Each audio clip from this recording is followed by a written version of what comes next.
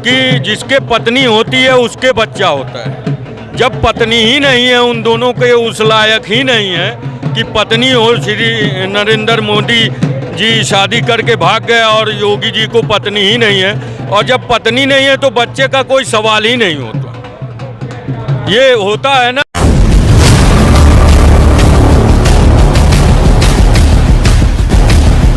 नमस्ते दोस्तों, मैं हूं आदेश गुप्ता। आप देख रहे हैं आदेश भारत न्यूज। आज समाजवादी कार्यालय का उद्घाटन है। हमारे साथ जिला अध्यक्ष, क्या सर नाम है? तो अपना सर कुछ परिचय दीजिए पहले। मैं मोहम्मद नजम शमीम, अध्यक्ष शहर कांग्रेस कमेटी आजमगढ़। आजमगढ़ लोकसभा चुनाव 2024 की क्या रणनीति है आपकी बार सपा की? रणनीति यही है कि बूथ स्तर तक कार्यकर्ताओं तक पदाधिकारी, जनता तक पदाधिकारी पहुँचे, हमारे कार्यकर्ता पहुँचे और इस आताताई और भ्रष्टाचारी सरकार से इस देश को मुक्ति दिलाएं। अभी एक निरहुआ जी का भाषण वायरल हो रहा है जिसमें रोजगार को लेकर वह कुछ अपशब्द कर रहे हैं, उस पर क्या कहना चाहिए? निरहुआ, चूँकि निरहुआ जो है धर्मेंद्र जी के दोबारा आने से और जो अथाह जन समर्थन मिल रहा है धर्मेंद्र जी को, इंडिया गठबंधन के जो प्रत्याशी हैं उनके आने से उनका मानसिक संतुलन बिगड़ गया है। और वो उनको सोचना चाहिए कि जिसके पत्नी होती है उसके बच्चा होता है। जब पत्नी ही नहीं है, उन दोनों के उस लायक ही नहीं है कि पत्नी हो, श्री नरेंद्र मोदी जी शादी करके भाग गए और योगी जी को पत्नी ही नहीं है, और जब पत्नी नहीं है तो बच्चे का कोई सवाल ही नहीं होता। ये होता है ना कि समाज में अगर पत्नी है और बच्चा नहीं हो रहा है तो लोग तरह तरह के लांछन लगाते हैं। तो देश की जनता जानती है कि वो इस लायक हैं या नहीं है। ये रोजगार के लिए इस तरह का बयान जो है वो निंदनीय है। देश की जनता जो है, रोजगार अगर देश की जनता को नहीं मिलेगा तो देश विकास कैसे करेगा? सर, निरहुआ कह रहे हैं कि जो समाजवादी धर्मेंद्र यादव वो भगौड़ा है, यहाँ से आते 3 दिन है और भाग जाते हैं। अरे वो भी तो भगौड़ा ही है, वो कहाँ यहाँ का है। पहले अपने गरीबान में झांकना चाहिए धर्मेंद्र को, उसके बाद दूसरों पे टिप्पणी करनी चाहिए।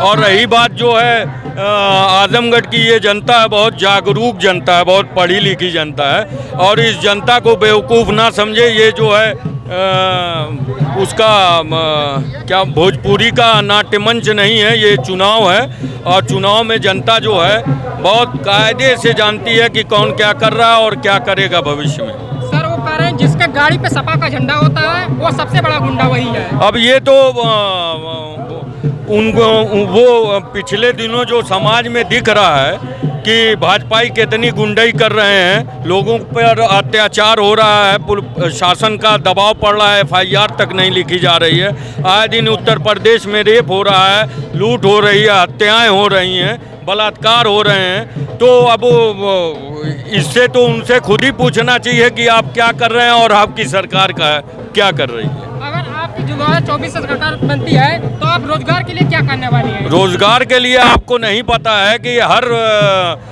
युवा को जो है हमारा शीर्ष नेतृत्व, इंडिया गठबंधन का नेतृत्व जो है वो हर ग्रेजुएट छात्र को जो है अप्रेंटिस के लिए जो है नियमतः उनको बाध्य करेगी कि वो ग्रेजुएशन के बाद पढ़ लिख के अप्रेंटिस करें, कहीं ना कहीं जॉब करें। अभी जो इसकी गारंटी देते हैं हम लोग। अभी जो एयरपोर्ट है, इंटरनेशनल एयरपोर्ट का धरना प्रदर्शन किसान कर रहे हैं, अभी आए दिन उस पर आग लगी थी, इस पे क्या करना चाहिए? अरे यार, एयरपोर्ट का जो उद्घाटन किया था श्री नरेंद्र मोदी जी ने, वो तो एक दिखावा था सिर्फ। ये निरहु सोचते हैं कि हम इस तरह से करके एक एक चीज़ का 5-5 बार उद्घाटन हुआ है क्या? अगर इतिहास में देखें तो कोई सरकार एक एक चीज़ का 5-5 बार उद्घाटन की है? वो तो ना जाने कब का हम लोगों के बचपन का बना हुआ एयरपोर्ट है, तो उसका उद्घाटन किस चीज़ का? और दूसरे ये इतनी जल्दी जल्दी में कार्य कर रहे हैं, जैसे पुल बन रहे हैं, पुल गिर जा रहे हैं, लोग मर जा रहे हैं। उसी तरह अभी हाल के दिनों में देखा होगा कि एयरपोर्ट पे आग लग गई, तो उनके कार्य को वो दर्शाता है कि ये भाजपाई कितने कार्य में जो है दक्षता प्राप्त हैं। ये सिर्फ चुनाव को लेके ये अपना किसी भी तरह सत्ता हथियाया जाए, बस ये इनका एक कार्य रह गया है और कुछ नहीं। सर, क्या नाम है? अब्दुल्ला शाहजहां। तो सर, अब 2024 का इलेक्शन चुनाव है, आजमगढ़ में क्या माहौल होने वाला आपकी बात है? एक तरफा माहौल है। एनडीए क्या कहते हैं इंडिया गठबंधन का प्रत्याशी जीत रहा है। यहाँ से लाखों वोट से जीत के जाएंगे इस बार। उसकी जमानत नहीं बचेगी, जमानत नहीं बचेगी। निरहुआ कह रहे हैं कि अब की बार 400 पार है। 400 पार?